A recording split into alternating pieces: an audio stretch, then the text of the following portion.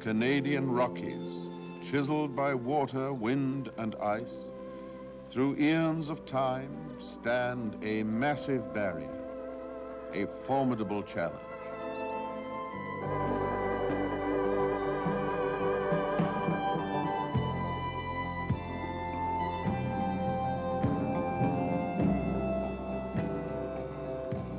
Through the mists of prehistory, the Indians came over the ice bridge from Asia.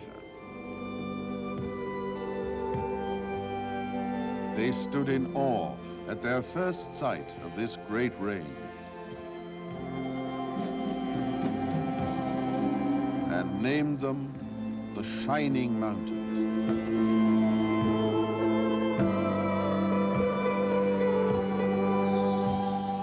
Today, millions feel the same awe at their first approach to the Rockies.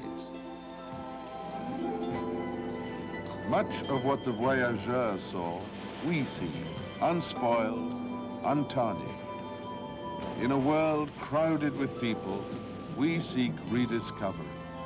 In an ever grayer society, we long for heightened awareness. In a world that exalts the mediocre, some seek a greater challenge than that available in contests pitting man against man. They choose instead to take on nature at her most majestic.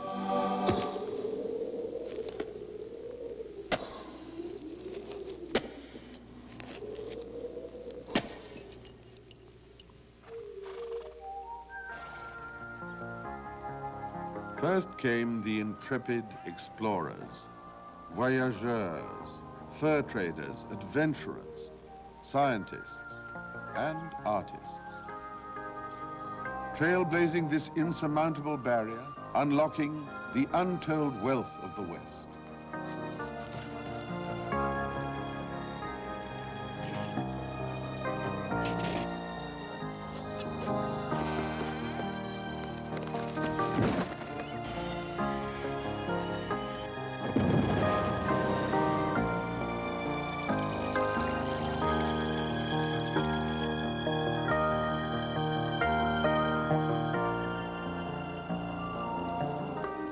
Voyageurs came searching by the river highway over uncharted waters. They pushed ahead, always listening for the roar of the rapids round the next bend. Treacherous, violent rivers, a lifeline for all, a death trap for many.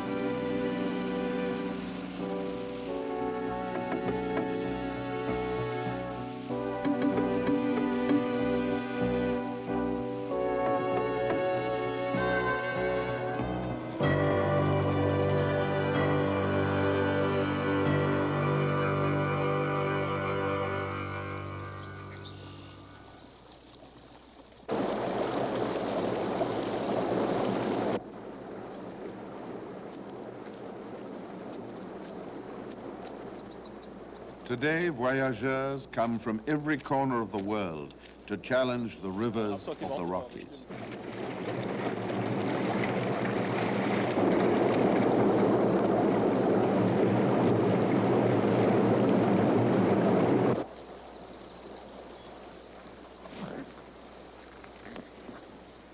For more than a year, 10 members of the famed German Alpine Kayak Club have prepared to test themselves and their equipment in the wild waters of the Malin and Fraser rivers.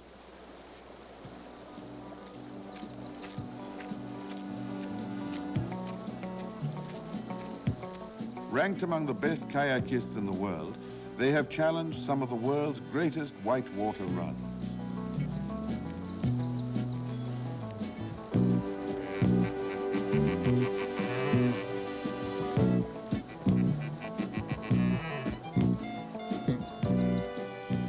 Their kayaks are especially designed with a stouter nose for toughness and handling.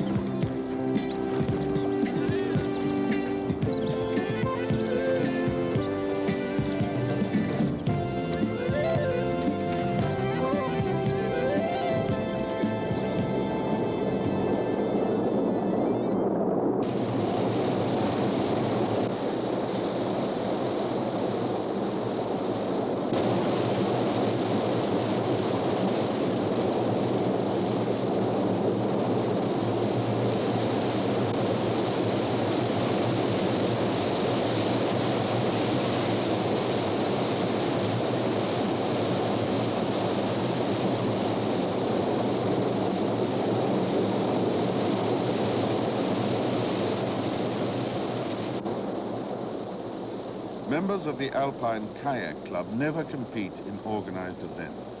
Their sport is pitting their own ever-heightening abilities against these indomitable waters.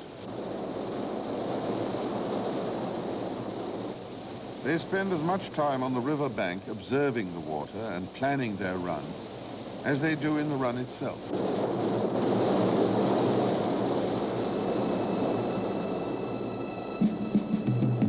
A safety man is always positioned in the calm waters below. Each man surveys the raging torrent and rates it on a danger scale.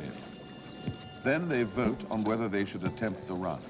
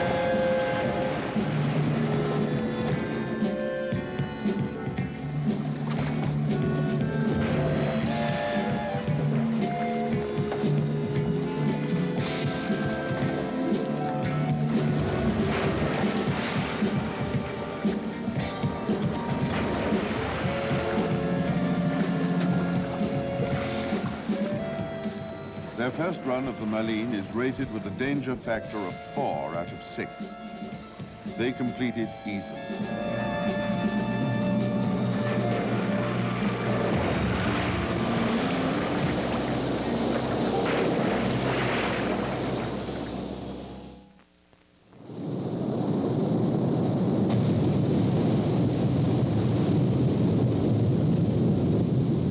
A greater menace lies ahead, the mighty Fraser River, which they had come 8,000 miles to face.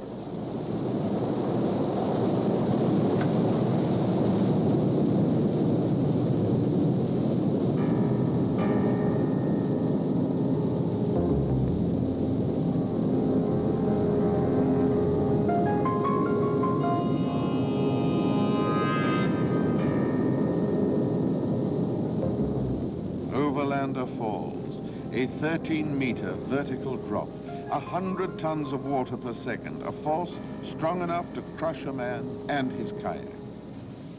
Never before attempted, never before conquered.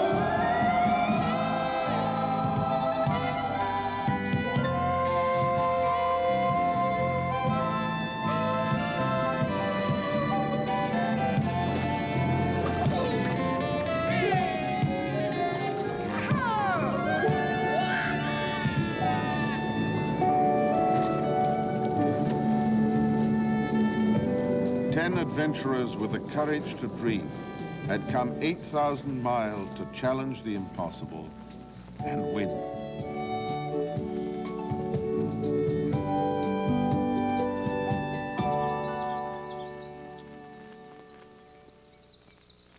the hush of winter approaches and shrouds the Rockies in a mist of amber and gold.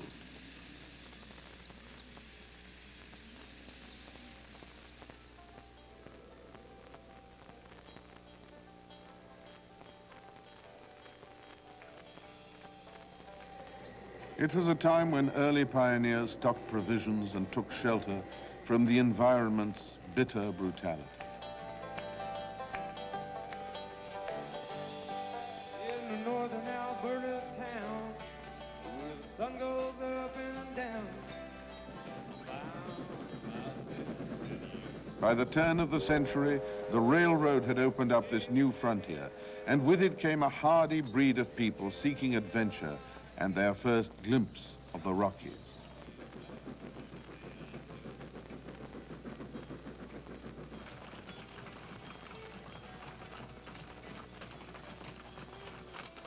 Towns sprang up round the train stations, full of outfitters, entrepreneurs, and mountain guides ready to deliver adventure.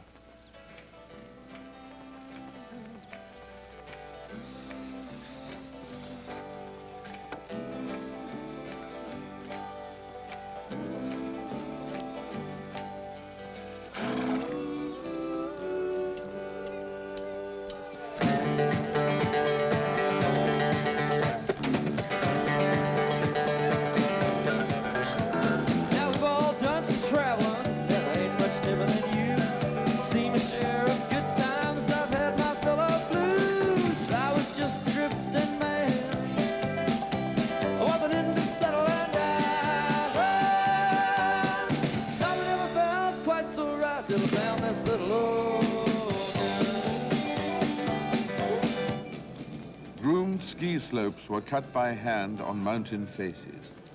Millions of enthusiasts were drawn to ski the dry white powder of the Rockies.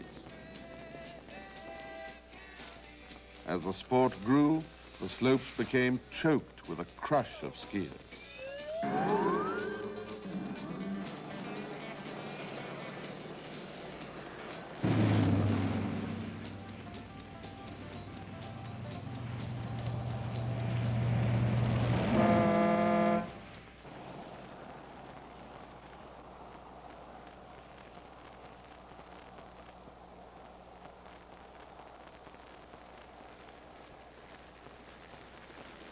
The true adventurer pushed further in search of slopes untouched by man or ski.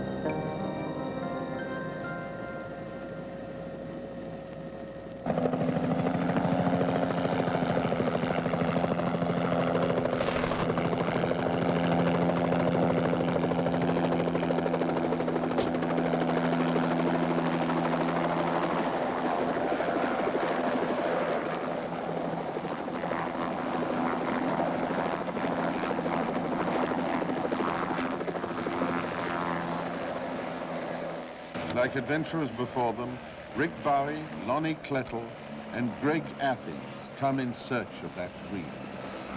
They are helicoptered into an isolated cabin where they meet Tom McCready, a seasoned mountaineer.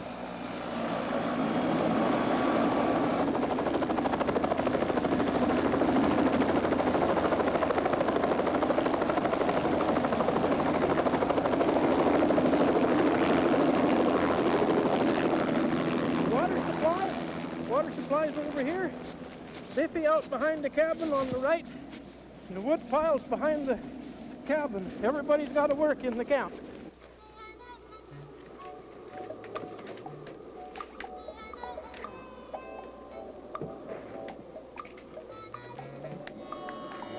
You're on your own now.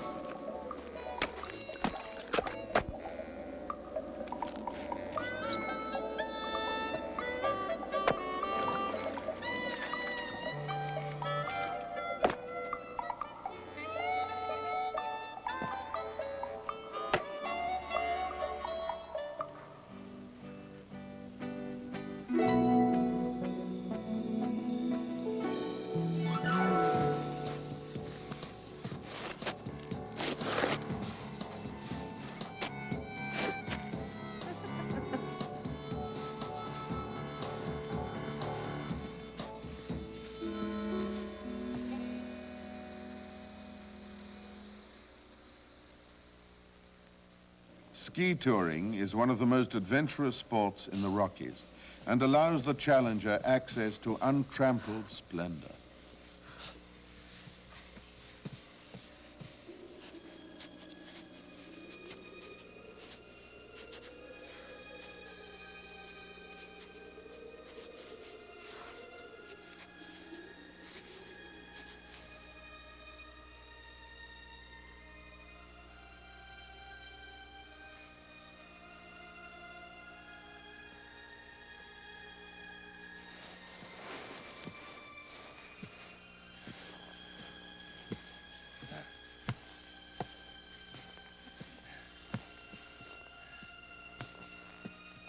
The bindings of touring skis are designed for climbing.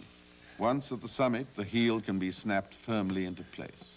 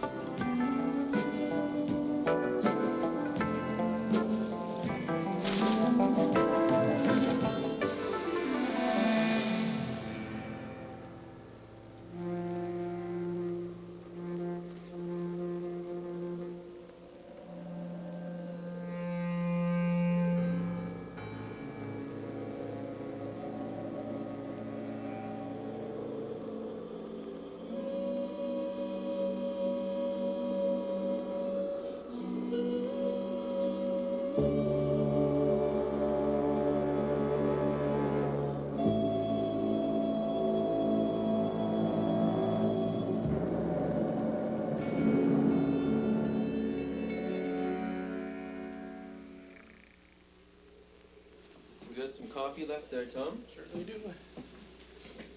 You know, on July the 11th, 1909, a chap by the name of Reverend George Kinney started out from Edmonton with $2.85 in his pocket, 3 pack horses, loaded with 3 months' supply of food, heading for Mount Robson.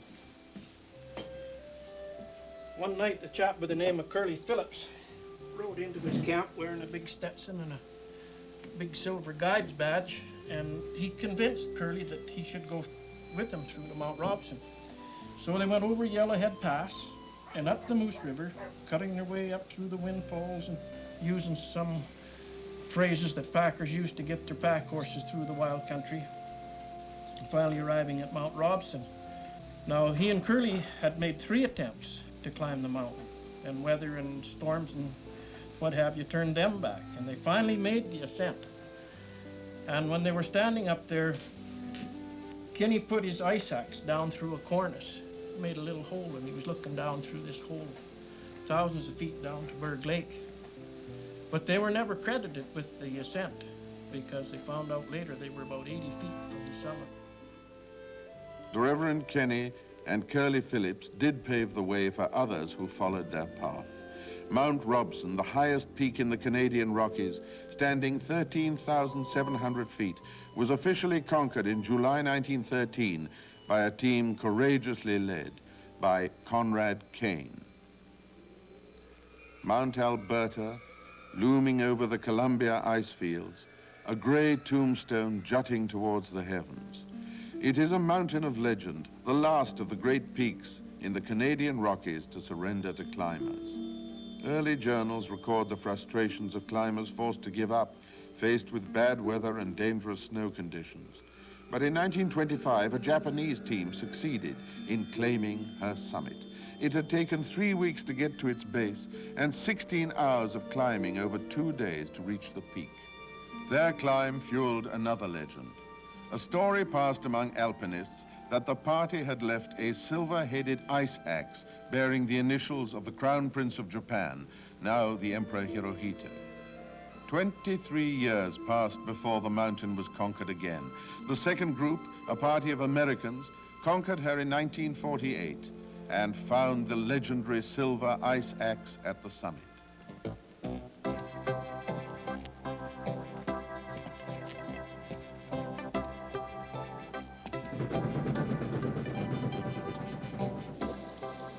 With mountain routes well mapped by guides, climbers came from every corner of the world to test themselves against the peaks of the Rockies. Many came with years of climbing experience and enjoyed the exhilaration of reaching the summits. Others, less experienced, tried treacherous climbs without the aid of guides or proper equipment, only to find themselves in impossible situations.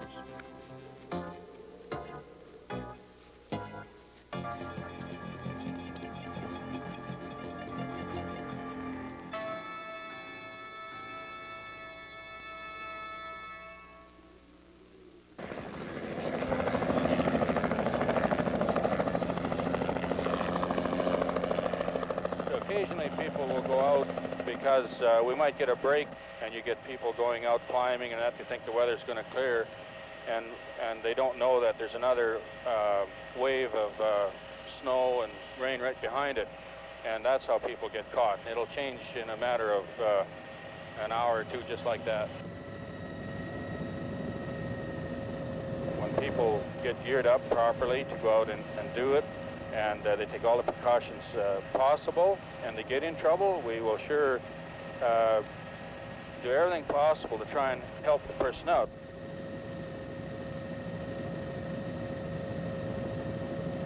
Sometimes we get into situations where you're working on a rescue or something where it can get, the weather gets bad and it starts to get a little bit hairy. I got caught on a ledge last fall, I guess it was.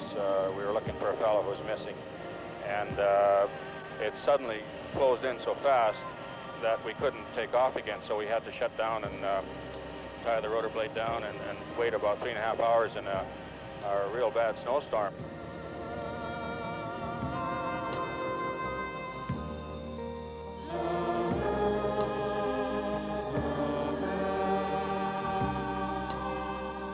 mountain belongs to no man, not even to the first to reach her summit.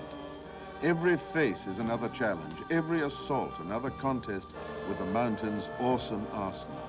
Wind, rain, sleet, snow, brutal cold, hundreds of tons of ice. Man has always had to dream, to stand so near the sky that he can reach out and touch it.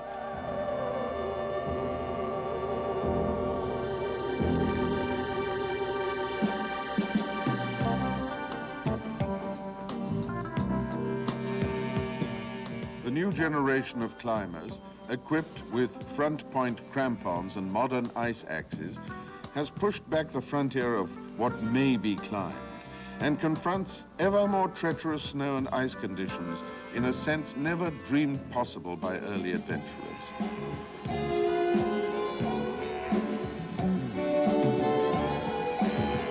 Snowdome sits near the Athabasca tongue in the Columbia ice fields, its ice cap more than a kilometer thick. From its slopes, melting snow flows through rivers into 3 different oceans. One of its faces remains unchallenged and unnamed, a 1,000-meter climb up snow and sheer ice.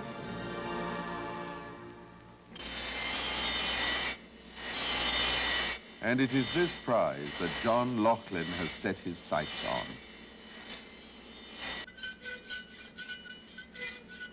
Every detail of the 3-day expedition is meticulously planned, even down to the precise angle of his ice axe.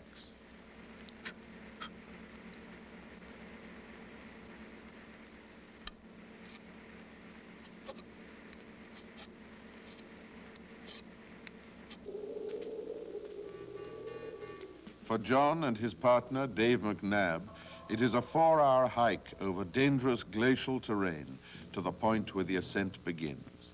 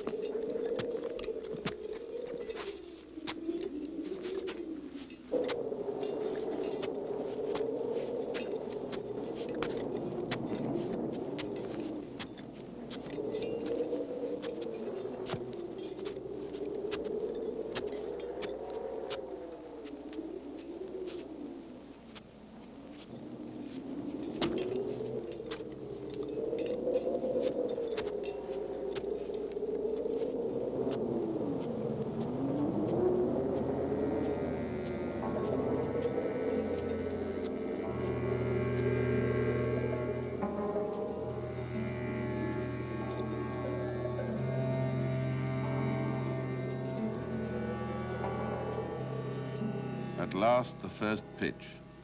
300 meters of clear blue ice.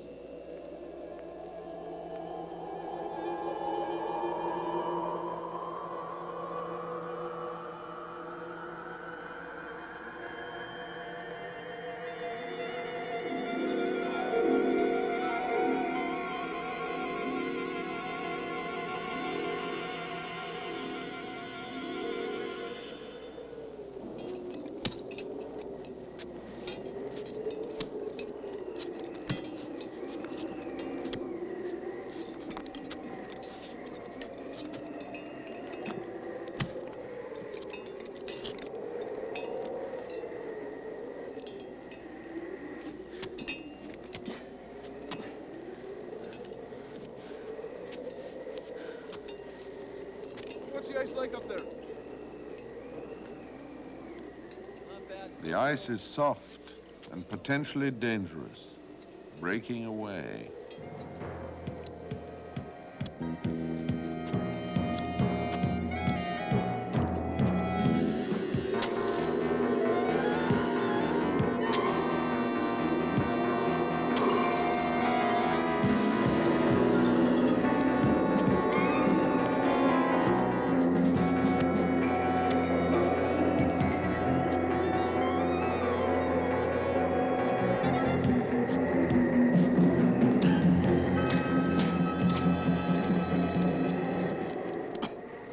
The lead climber secures an ice screw every 5 meters and sets in proper protection in case of a slip.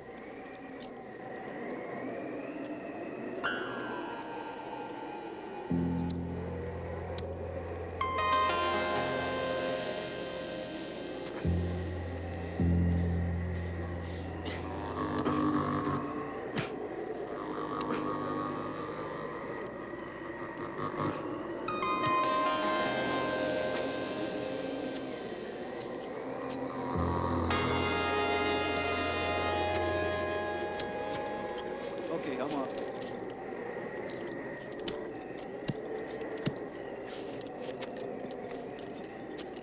Ascending about 25 meters, he waits for the second man to join him. Then the second takes over the lead.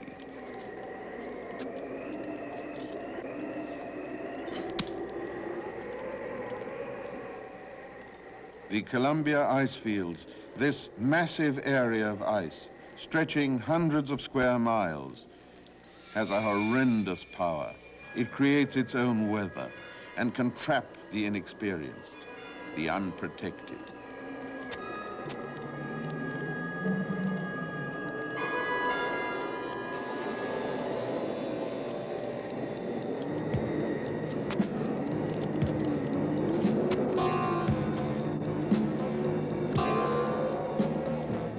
The day passes.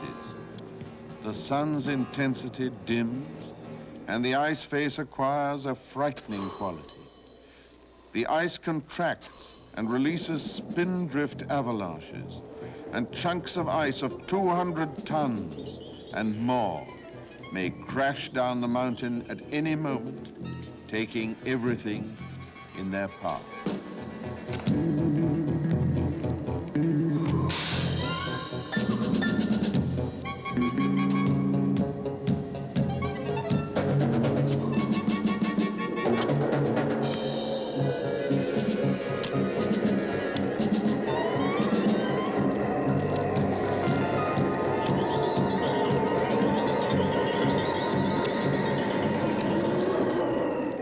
The conditions are too dangerous to continue the climb.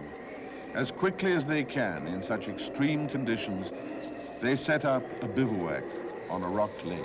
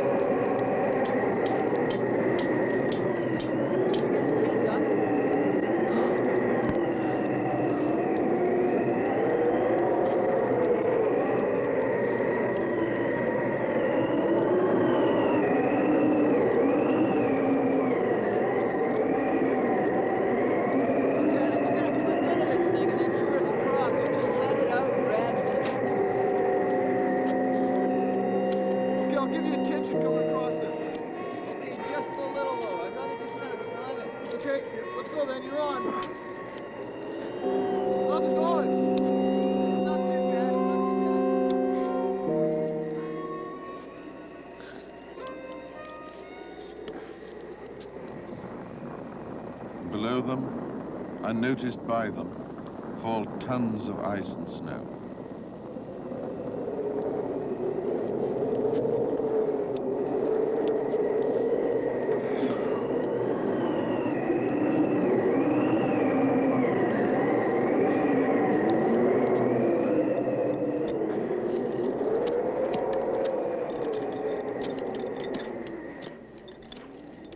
The intensity of man's relationship with nature can change him and bring to him a heightened awareness. The more severe the environment, the greater the awareness of what it means to be alive.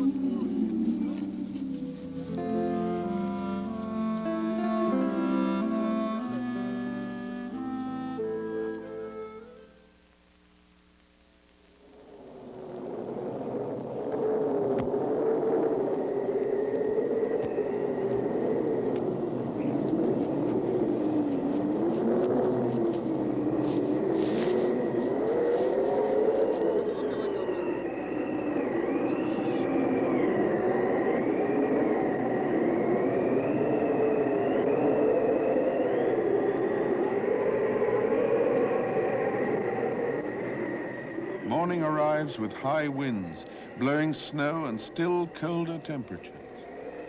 At this point, turning back could be as dangerous as going ahead. Having come so far, they elect to press on.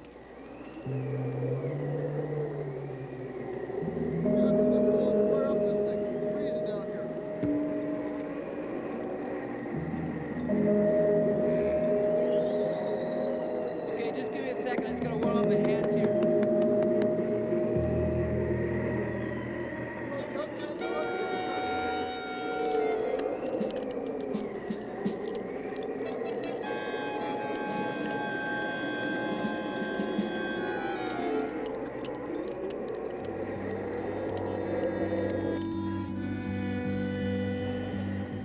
The sun's rays burn off the low-hanging clouds and warm the massive field of ice. John and Dave confidently press for the summit.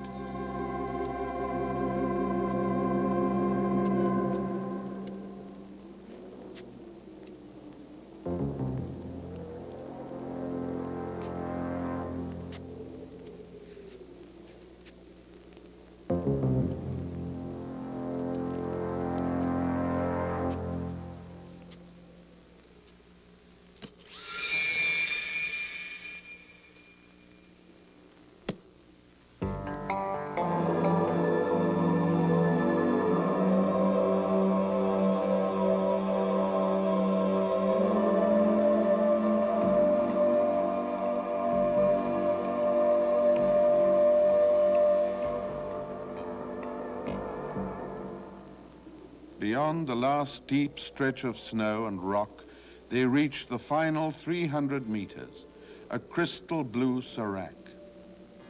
Below them, a sheer drop of 700 meters, lies a bed of ice 1,000,000 years old.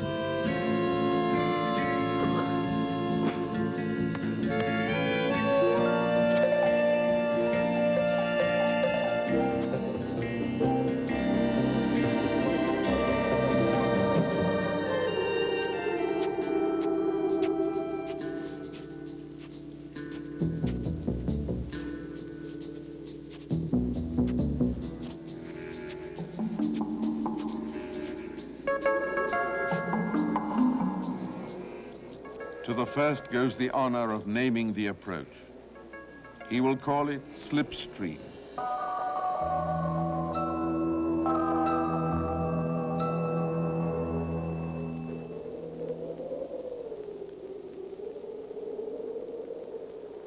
Humble.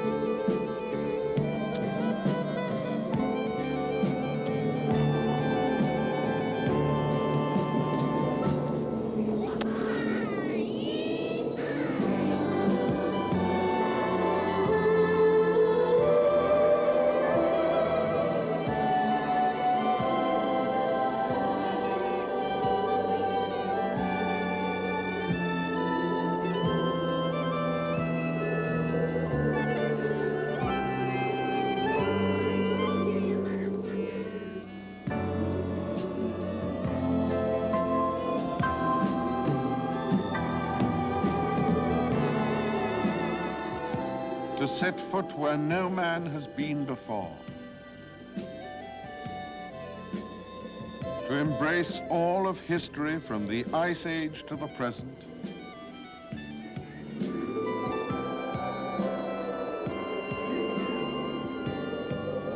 To savor the heady taste of conquest and the humbling sense of man's size and place in the universe. These are rare sensations and make it all worthwhile.